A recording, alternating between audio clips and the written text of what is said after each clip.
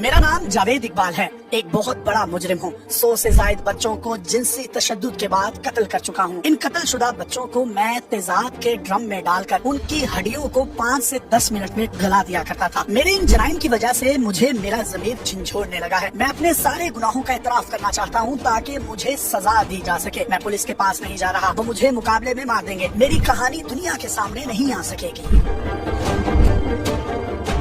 ये अल्फाज है पाकिस्तान के सबसे बड़े सीरियल किलर के। इसने रोजनामा जंग के एडिटर खावर नईम हाशमी को खत लिखकर अपने जुर्म का एतराफ किया था। ये जावेद इकबाल कौन था? इसने लाहौर जैसे शहर में 100 बच्चों को कैसे कत्ल किया था? इसके जुर्मों की क्यों किसी को आज तक कानो कान खबर न हुई? आज की वीडियो में हम उन तमाम हकाइक से पर्दा उठाएंगे।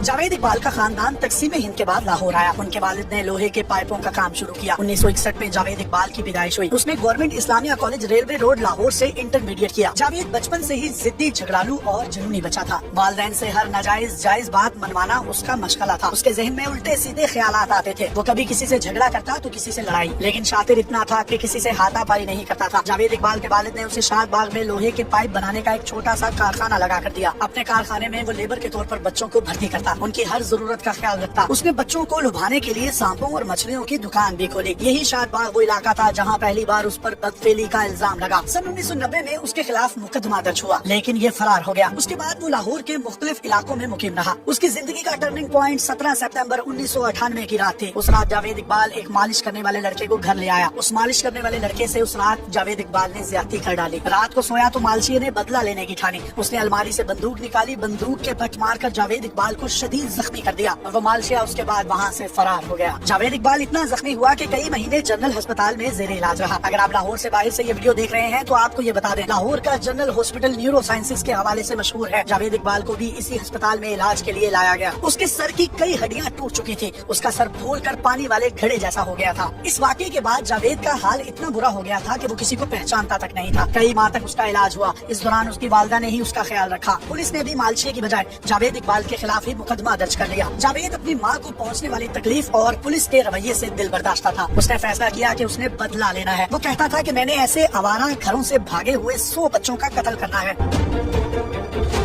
इससे पहले कि हम उसकी वारदातों की तरफ बढ़े, यहाँ एक हैरान कुन पेशगोई का जिक्र करना मुनासिब हो गया है। जावेद इकबाल के भाई जियाउल हक ने इस बारे में BBC को बताया। जियाउल हक ने ये पेशगोई उसी दुकान पर बैठकर बताई जिसमें जावेद इकबाल ने बच्चों को फंसाने के लिए सांप और मछलियाँ रखी हुई थी। जियाउल हक के मुताबिक उनके खानदान के एक बुजुर्ग ने जावेद को देखकर कहा था कि जावेद तुम बहुत बड़ा एक दिन नाम कमाओगे, चाहे वो नाम नेक नामी में हो या बदनामी में। भाई के मुताबिक जावेद को बचपन से ये शौक था कि उसका दुनिया में नाम हो और उसने अपना ये नाम 100 बच्चों को कत्ल करके बनाया। जावेद इकबाल इस वाक़े के बाद 16वीं रावी रोड के उस मकान में मुंतकिल हुआ जहां 9 माह बाद उसने 100 बच्चों के कत्ल का दावा किया। बच्चों के कत्ल के सिलसिले का आगाज 20 जून 1999 को हुआ। 26 जुलाई को जावेद इकबाल की वालिदा का इंतकाल हुआ तो उसके बाद बच्चों की ज्यादती में तेजी आती गई। उसका तरीका वारदात ये था कि ये दाता दरबार से घर से भागे हुए बच्चों को अपने पास लाता, उन्हें अच्छे कपड़े पहनाता, खाना खिलाता, टीवी दिखाता और फिर उन्हें मार देता।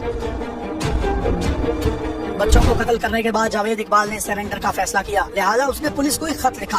पुलिस ने इस पर तवज्जो नहीं दी। फिर उसने रोजनामा जंग को खत लिखा। ये खत अखबार के एडिटर खावर नईम हाशमी के हाथ लगा। इसमें 75 बच्चों की तस्वीरें भी थी। जावेद इकबाल ने लिखा कि वो पुलिस को गिरफ्तारी नहीं दे सकता, अगर ऐसा किया तो उसे मुकाबले में मार दिया जाएगा। खावर नईम हाशमी ने उसे अखबार के दफ्तर में आने को कहा। ये रिक्शे में बैठ कर आया। उसके साथ 2 लड़के भी थे। अखबार के दफ्तर में उसकी तलाशी ली गई। उससे बड़ी मिकदार में जहर और नींद की गोलियां बरामद हुई। इसकी मौजूदगी का पता चलते ही पुलिस बड़ी तादाद में अखबार के दफ्तर पहुंच गई। इसी दौरान फोर्स से जनरल खालिद शमीन बाई का फोन आ गया। उन्होंने खावर नईम हाशमी को हिदायत की कि जावेद इकबाल को पुलिस के हवाले ना किया जाए। जावेद इकबाल का नफ्सियाती मुआयना करने वाले डॉक्टर सुहेल ने वॉइस ऑफ अमेरिका को बताया। जब जावेद इकबाल ने रोजनामा जंग के दफ्तर में खुद को सरेंडर किया, वो 31 दिसंबर 1999 की रात थी। उसने बहुत ही सोच समझ कर वो रात चुनी। 1 जनवरी को नई सदी के पहले दिन सारी दुनिया के अखबारों में 20वीं सदी का सबसे बड़ा सीरियल किलर की हेडलाइंस लगी। यूं जावेद इकबाल ने एक रात में अपने आप को साबित कर दिया।